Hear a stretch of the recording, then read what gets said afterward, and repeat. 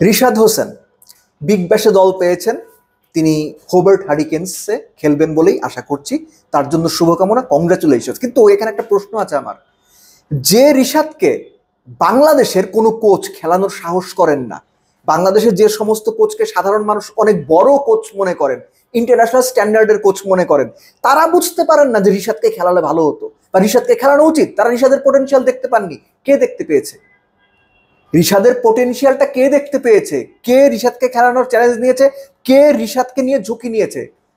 আপনার, আপনাদের, আমার, আমাদের আমাদের সবার কাছে চক্ষুশূল লোকটার নাম হাথুরু সিংহে।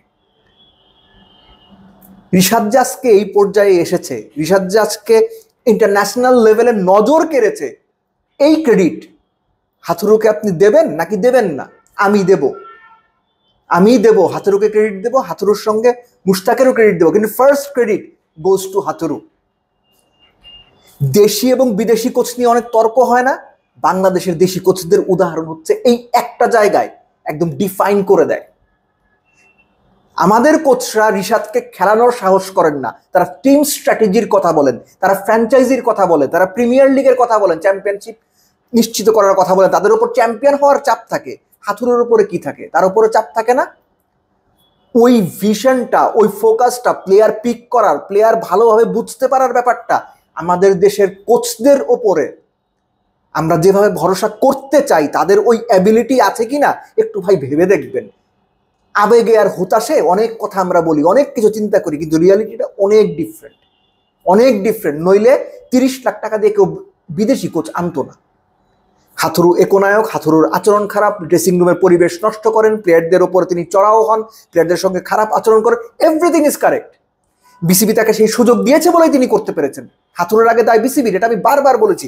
একই সঙ্গে এটা মেনে নেওয়া জরুরি, আমাদের দেশের কোচরা নো ওয়ান এখনো পর্যন্ত ইন্টারন্যাশনাল গ্লোবাল স্ট্যান্ডার্ডে প্ল্যানিং এর দিক থেকে যে জায়গায় যাওয়ার কথা সেই পর্যন্ত পৌঁছতে পারেননি।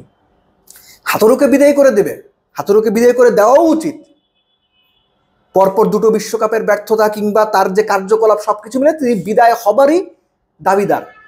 কিন্তু মনে রাখা জরুরি, এই হাথুরুর সময়ে রিশাদকে আমরা পেয়েছি, এই হাথুরুর সময়েই আমরা সাকিবকে পেয়েছি, জুনিয়র সাকিবের কথা বলছি। তাদেরকে সাহস করে খেলানোর রিস্কটা তিনি নিয়েছেন।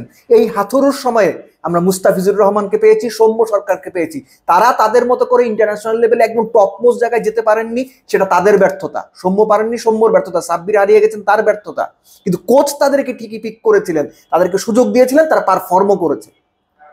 এই যে প্লেয়ার পিক করা, প্লেয়ারকে সুযোগ দেওয়া, প্লেয়ারকে ওই কনফিডেন্সটা দেওয়া, কিংবা এই প্লেয়ারটা পিক করলে সে ভালো করবে, এই যে দূরদৃষ্টি, এটা সত্যিকার অর্থে আমাদের দেশের কোচদের ঘাটতি রয়েছে। আপনি মানেন আর না মানেন, না মানতে চাইলে নাই, আমার কথা মানার কোনো প্রয়োজন আপনার নাই। কিন্তু রিয়েলিটি হচ্ছে, যেটা আমি একটু আগেই বলছি, আমরা হতাশে অনেক কিছু বলি, আমরা আবেগে চলি। কিন্তু কম্পেয়ার যদি করতে চাই ইন্টারন্যাশনাল লেভেলের কোচদের সঙ্গে, বাংলাদেশের কোচদের পার্থক্য আকাশ পাতাল না হলেও 10 তলা বিল্ডিং আর 1 তলা বিল্ডিং এর সমান হবে। সো এই কারণে হাথুরুকে বিদায় করে দিক ক্রিকেট বোর্ড, কিন্তু তার জায়গায় কে কোচ হবে এটা মাথা খাটিয়ে বের করা এবং সেই কোচের সঙ্গে কমিউনিকেশন করে তাকে নিশ্চিত করা জরুরি। নইলে দর্শক চয়েস হিসেবে দেশের কোনো কোচ যখন দিয়ে দেওয়া হবে, ভারতে গিয়ে দল যদি ভরাডুবি হয়, তখন সেই কোচ সবার চক্ষুশূল হয়ে যাবে। এটা মনে রাখা খুব জরুরি। সো বাংলাদেশ ক্রিকেট বোর্ডকে ওই চিন্তাটা খুব ভালোভাবে করে নিতে হবে যে হাথুরু পরবর্তী কোচটা কে হবেন। হুট করেই দর্শককে খুশি করতে গিয়ে, সাধারণ মানুষকে বা ফেসবুক জনতাকে খুশি করতে গিয়ে আপনি যদি তাদের বুদ্ধিমতো বা তাদের চাওয়া মতো কোচ এনে বসিয়ে দেন এবং তারপরেও যদি দল খারাপ করে, তখন কিন্তু মূল দায়টা বিসিবির প্রধানের ঘাড়ে গিয়েই বা ফারুক ভাইয়ের ঘাড়ে গিয়ে পড়বে। এটা তার বোঝাটা খুব জরুরি।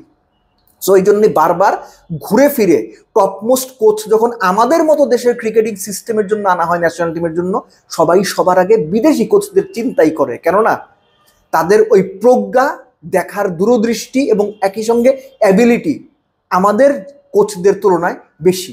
এই সহজ সত্যটা মেনে নেওয়া সবার আগে জরুরি।